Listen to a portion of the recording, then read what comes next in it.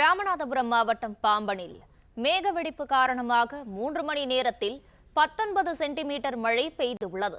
இதற்கான காரணம் பற்றி விளக்குகிறார் இந்திய வானிலை ஆய்வு மைய தென்மண்டல தலைவர் பாலச்சந்திரன். வணக்கம் பாலச்சந்திரன் சார்.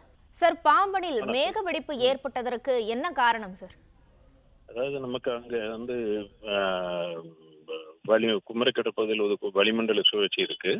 அதே மாதிரி அரபிக்கடல் சைட்லயும் அந்த பக்கத்துலயும் கேரளா ஒட்டியுள்ள பகுதியிலையும் ஒரு வளிமண்டல மேல சுழற்சி இருக்கு.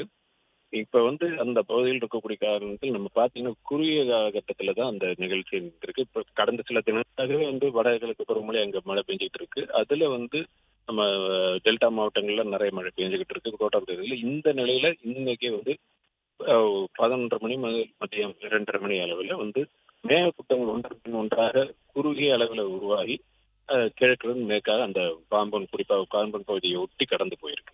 அதன் விளைவாக மழை நடந்திருக்கு. சார், இந்த மேக வெடிப்பு பாம்பனில் மட்டும் ஏற்பட்டதற்கு ஏதாவது காரணம் இருக்கா?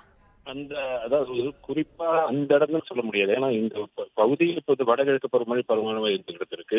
அந்த குறிப்பிட்ட பகுதிகளுக்கு ஏன் உருவானதுங்கிறது காரணம் இப்பொழுது இன்னும் ஆய்வு செய்யப்பட வேண்டிய ஒரு விஷயம். அது என்ன காரணம் என்னன்னா, அந்த ஏரியா முழுக்க நார்த் ஈஸ்ட் மான்சூன் இப்ப ஆக்டிவா இருக்கு.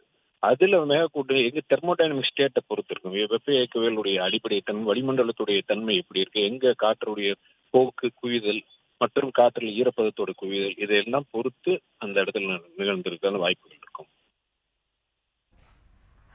சார், ராமநாதபுரம் உள்ளிட்ட மாவட்டங்களுக்கு ரெட் அலர்ட் விடுக்கப்பட்டுள்ள நிலையில் எந்த நேரம் வரைக்கும் இந்த அறிவிப்பு வந்து பொருந்தும்? எவ்வளவு மணி நேரம் மழை தொடரும்? நம்ம வந்து இப்ப கடந்த 2 தினங்களாகவே வந்து இந்த பகுதிகளில் மழை பெஞ்சிட்டு இருக்கு. தொடர்ந்து ரெட் அலர்ட்டை பொறுத்த வரைக்கும் நம்ம வந்து எச்சரிக்கை வந்து மழை அளவு பொறுத்து மட்டும் இல்ல, தாக்கத்தின் விளைவுகளையும் கணக்கு எடுத்துக்கிட்டு சொல்றோம். கடந்த தினங்களாக பார்க்கும் பொழுது எல்லாம் பார்த்தீங்கன்னா திருநெல்வேலி மாவட்டத்தில் 4 குத்து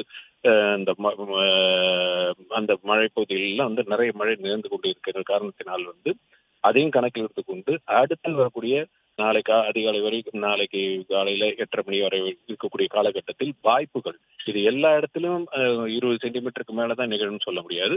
16-15 சென்டிமீட்டர் இருந்தாலும் அது குறைவா இருந்தால் கனமழைக்கான வாய்ப்புகள் இருக்கிறதுனால் அது வந்து சிவப்பு எச்சரிக்கை விளையும்.